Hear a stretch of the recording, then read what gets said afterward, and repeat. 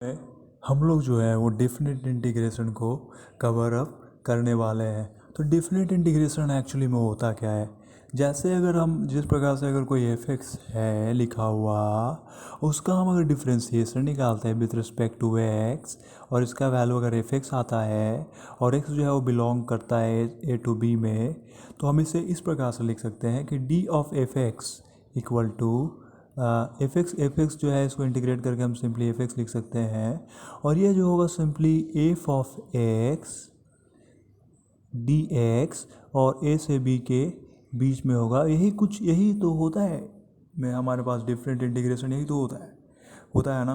अब इस चीज़ को हम लोग अगर न्यूटन लेबनीज़ थ्योरम को बोले तो हम बोल सकते क्या है कि F of x minus F of x करते हैं, जहाँ पर लिमिट जो है यहाँ पर एक्स के लिए यहाँ पर क्या हो जाएगा, ये हो जाएगा ए माइनस बाद में, और X belongs to B minus पहले, ठीक है ना। तो इसमें जैसे ज़्यादा हम क्वेश्चन पर ज़्यादा फोकस करेंगे इस चैप्टर में। तो चलिए स्टार्ट करते हैं, एक सिंपल सा क्वेश्चन सॉल्व करने की कोशिश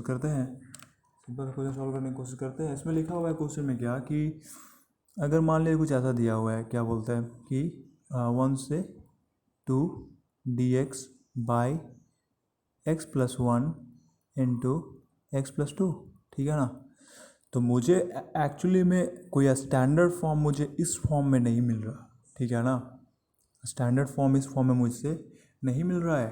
तो हम अगर जैसे जो मेरे पास जो ये लिखा हुआ है एक्सप्रेशन जो है वो 1 + x+1 इंटू एक्स प्लस 2 है, तो इसे हम अगर देखें तो हम इसे लिख सकते हैं कि x+1 minus 1 divided by x plus 2 लिख सकते हैं। क्या क्या क्या है कि नहीं, इसे क्या बोलते हैं, इसे बोलते हैं पार्शियल फ्रैक्शन। और इसे हम तोड़ दे रहे हैं सिंपली।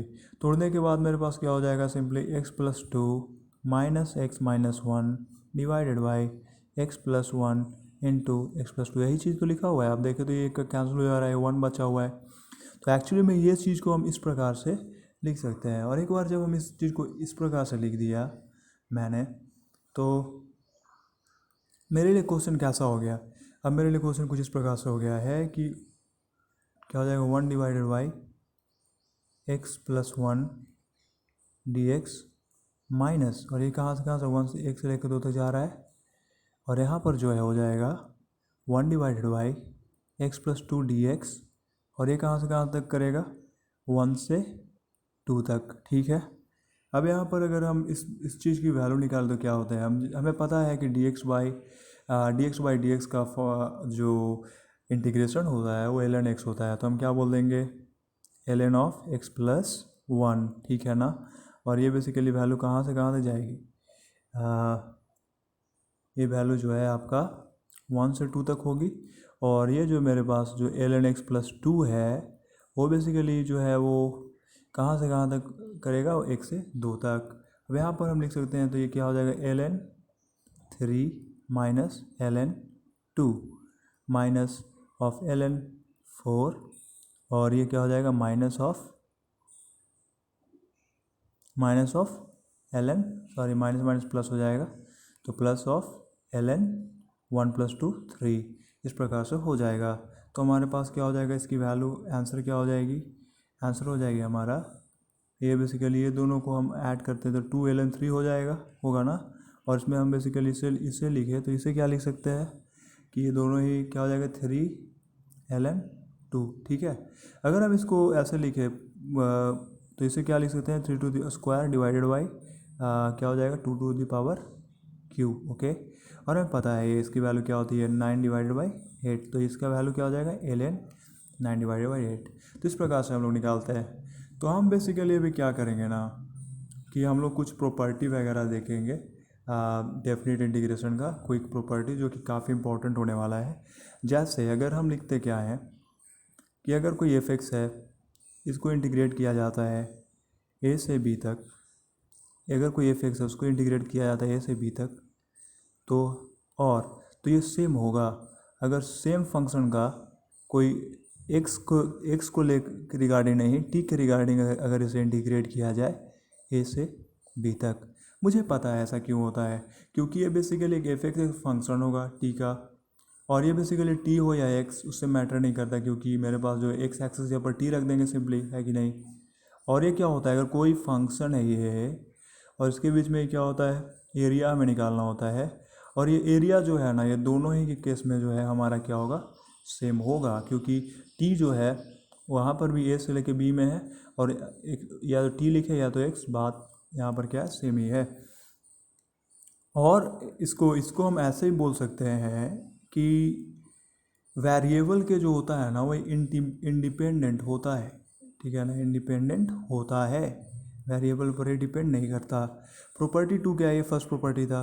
प्रॉपर्टी सेकंड क्या ध्यान रखनी है हम लोग को, कि अगर ए से बी के बीच में अगर हम इंटीग्रेट करते हैं एफ एक्स डी एक्स को, तो हम इसे अगर हम क्या करते हैं कि अगर ये जो लिमिट है ना ए से बी का, अगर इसे हम ये स्वैप कर देते हैं और बी को नीचे और ए को ऊपर कर देते हैं, तो ये निगेटिव हो जाने वाला है और ये एफ एक्स डी एक्स हो जाएगा।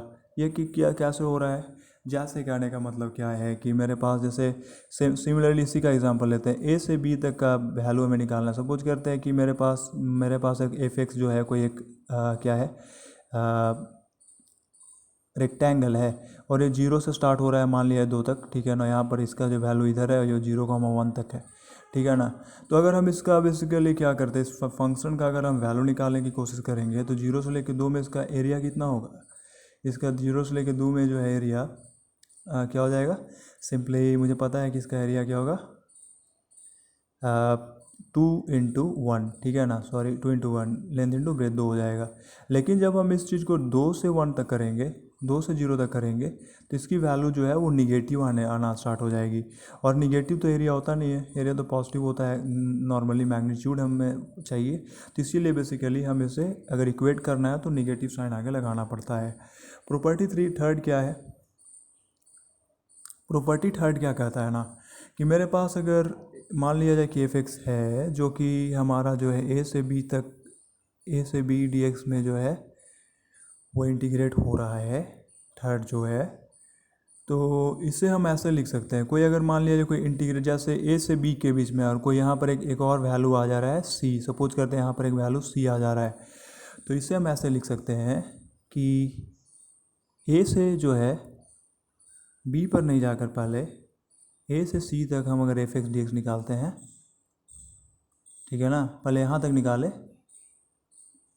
और उसके बाद सी से ए तक जो है यहाँ से निकालते हैं, ठीक है। तो ये क्या हो जाएगा, सी टू ए जो हो जाएगा हमारा, वो हो जाएगा simply F x D x. और ये बेसिकली क्या है, सेम है। जहाँ पर ये दिया गया है कम्प्लीटली हमें ध्यान देना होगा कि सी जो है ना वो बेसिकली सी जो है वो लाई करता है इनसाइड ए और बी के बीच में, ठीक है ना, इसके बीच में इनसाइड लाई करना होगा इसे, ठीक है ना। चलिए एक प्रॉब्लम करते हैं।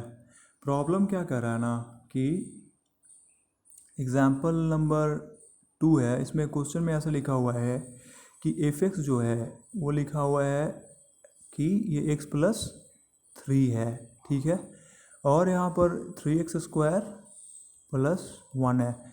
अब ऐसा क्यों लिखा गया है, क्योंकि ये जो फंक्शन जो डिफाइन होता है वो बेसिकली x 3 के लिए डिफाइंड है, और ये जो फंक्शन है वो बेसिकली x 3 के लिए डिफाइंड है। तो मुझे क्या कहता है कि आप जो है इसका 2 से 5 तक एफ एक्स डी एक्स निकालिए, ठीक है।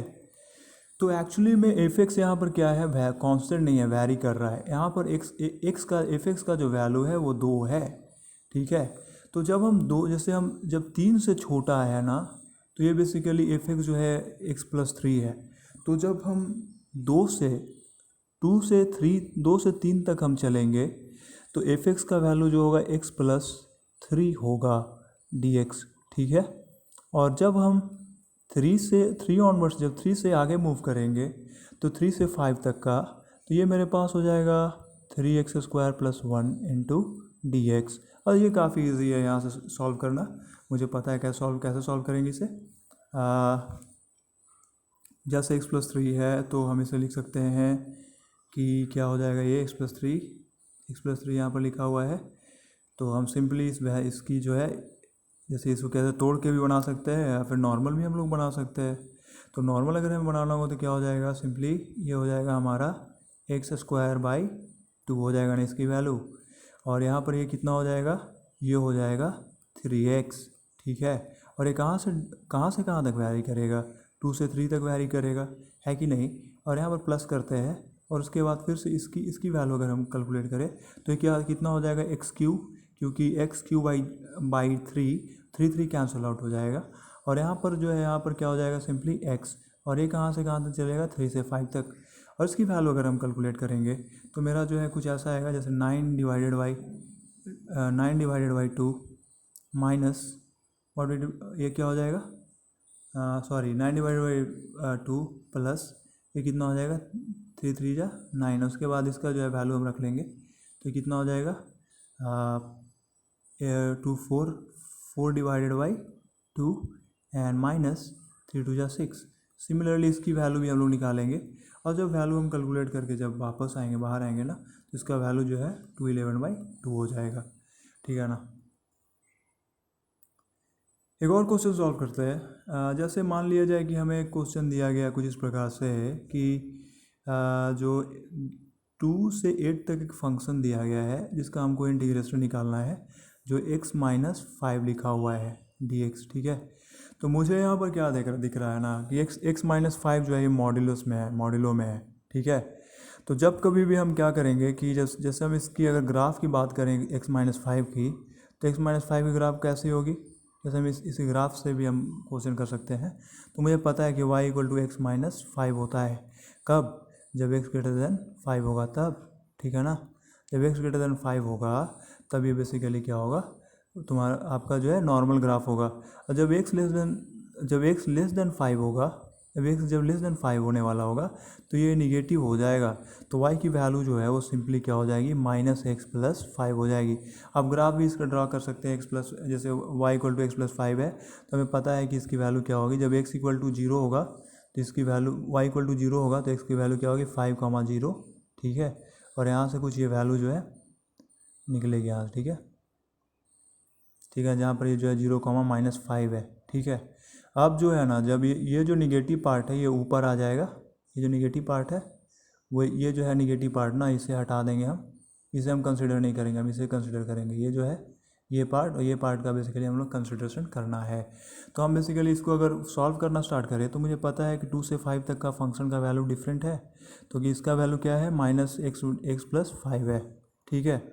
उसके बाद जो है 5 से dx, और उसके बाद जो है 5 से जो है 8 तक जो है वैल्यू है ना, वो क्या हो जाएगा, x-5 नॉर्मल हो जाएगा dx, ठीक है।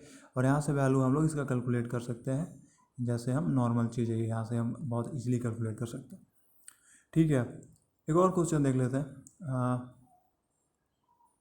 एक और क्वेश्चन क्या कर रहा है ना कि मान लिया जाए कि एक 2x, 0 से 2 के बीच में एक 2x + 1 dx दिया हुआ है। तो हमें ये दिखाना है कि 0 से 2 तक जो ये वैल्यू है वो बराबर होगा 0 से 5 तक का 2x + 1 dx, और प्लस 5 से 2 तक का 2x + 1, ये दोनों के बराबर होगा, ये हमें शो करना है। तो हम सिंपली क्या करेंगे, LHS = RHS कर देंगे, इसमें कोई भारी बात है नहीं, हम इस क्वेश्चन को कर सकते हैं कि नहीं। तो हम इस क्वेश्चन को आसानी से कर सकते हैं, ठीक है।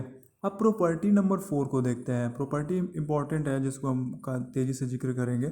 प्रॉपर्टी नंबर 4 ये कहता है ना कि अगर मान लिया कोई आपके पास फंक्शन है f(x) और वो जो है सपोज करते हैं a से b के बीच में जा रहा है, लिमिट जो है ना वो -a से a का है, ठीक है, -a से a का है। तो हम इसे जो है dx को हम इसे जो है लिख सकते हैं कैसे, इसे हम लिख सकते हैं 0 to a, और यहाँ पर क्या कर देंगे कि f(x)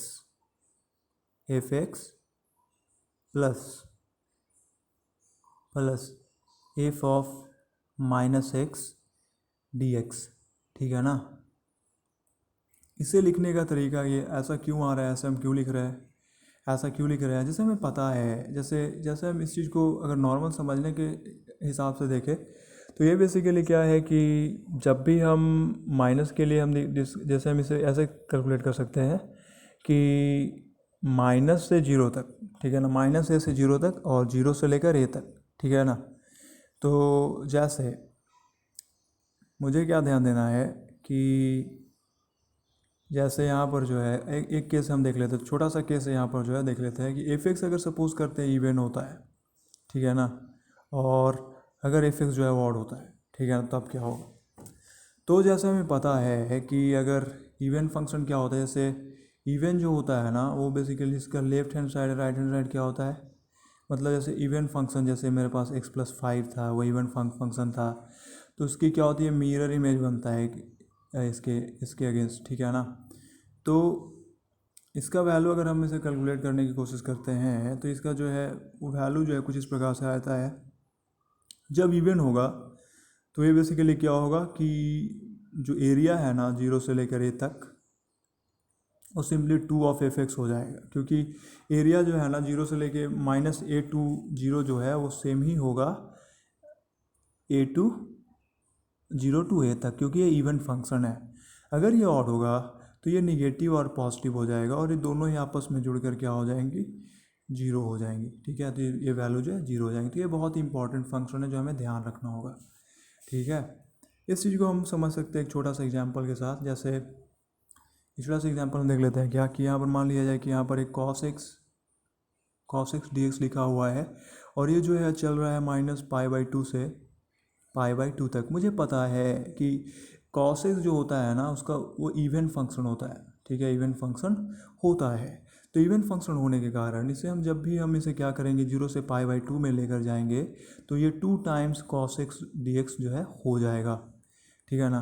2 times cos x dx हो जाएगा। इसकी वैल्यू अगर हम कैलकुलेट करेंगे तो ये क्या हो जाएगा, सिंपली -2 ऑफ साइन एक्स, ठीक है, और यहाँ पर 0 से ये π/2 तक चलेगा और ये बेसिकली जो है वैल्यू इसकी क्या हो जाएगी, सिंपली क्या हो जाएगा कि 2 इंटू साइन ऑफ पाई का 1 होता है और 0 का 0 होता है, सॉरी यहाँ पर जो है प्लस ही रह जाएगा क्योंकि cos x का जो है इंटीग्रेशन पॉजिटिव भी होता है, हमें ध्यान देना है। तो इसकी वैल्यू जो है वो क्या हो जाएगी, 2 हो जाएगी, ठीक है।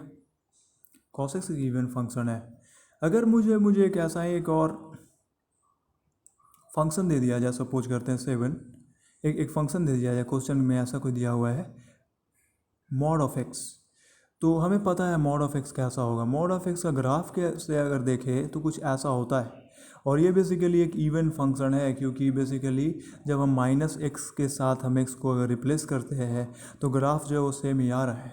तो हम इसे बेसिकली लिख सकते हैं सिंपली कि ये जो है वो 0 से 1 तक का, यहाँ जो है ना, जैसे यहाँ पर 0 से 1 चल रहा है, 0 से लेकर 1 तक, ठीक है, 0 से 1 तक, और इसको 2 टाइम्स जिसका जो एरिया आएगा वही जो है आपका बेसिकली वैल्यू हो जाएगा। तो हम सिंपली इसको कर देंगे 2 मल्टीप्लाइड बाई क्या क्या कर लेंगे, सिंपली x dx, ठीक है।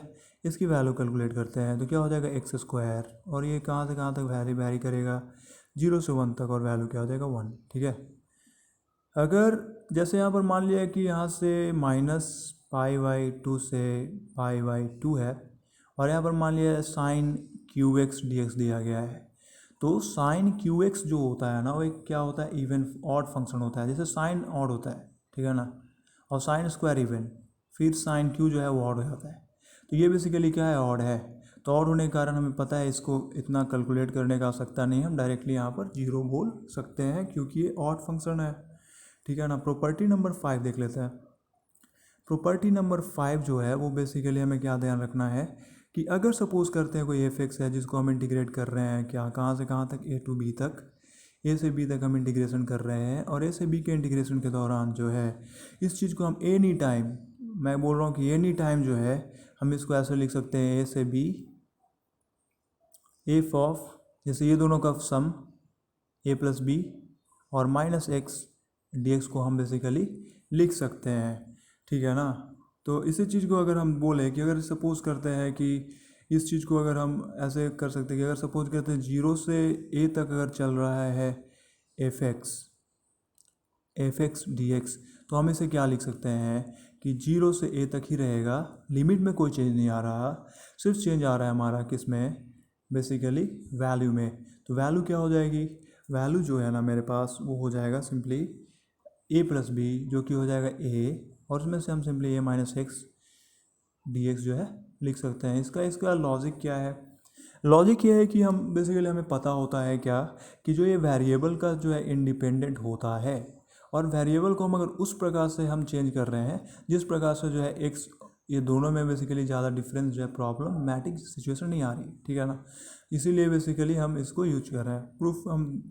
प्रूफ जो है अभी इस लेक्चर में हम नहीं देखेंगे, क्योंकि हमें बहुत चीज़ कवर अप करना है, इसलिए हम इस चीज़ को नहीं देखेंगे। लेकिन एक छोटा सा एग्जांपल हम कर लेते हैं, सॉल्व कर लेते हैं इसको रिगार्डिंग इसको लेकर। जैसे सपोज करते हैं कि एक 0 से, जैसे मेरे पास जो है ना वो कैसे क्या आता है कि यहाँ से एक फंक्शन है, जैसे मेरे पास 2 से 5 तक का एक्स स्क्वायर डी एक्स एक बेसिकली फंक्शन आता है। तो इस चीज़ को जो है हम ऐसे भी लिख सकते हैं, कैसे कि 2 से 5 तक ही होगा, और हम इस चीज़ को कैसे लिख देंगे, एक्स स्क्वायर